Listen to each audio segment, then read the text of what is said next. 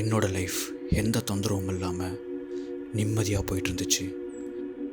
மொத்தமாக இந்த பௌதிக வாழ்க்கையை ஒதுக்கி தள்ளிவிட்டு எனக்குள்ள இருக்க ஒரு புது உலகை நான் படைக்க ஆரம்பித்தேன்.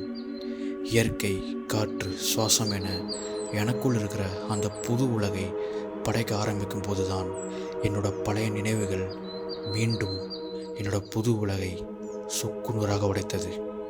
என்னோட பழைய நினைவுகள் மீண்டும் எனக்குள் இருக்கும் மிருகத்தன்மையும் சாத்தானையும் வெளியே கொண்டு வந்தது.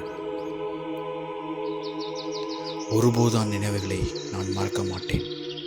எனது ஆழ் மனதிலிருந்து கூட, ஏன் எனது ஆன்மாவில் இருந்து கூட அந்நினைவுகளை வெளியே நீக்கிட முடியாது. அப்படிப்பட்ட அந்த நினைவுகள் தான் என்ன.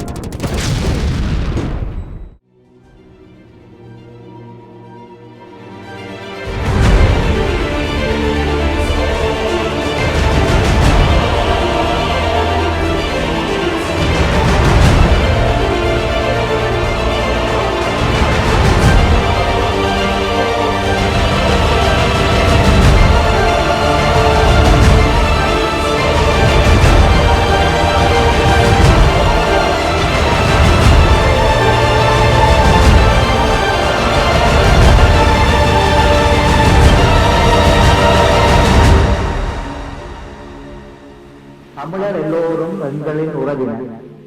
நாங்கள் தமிழீழ நாட்டின் செல்ல குழந்தைகள்.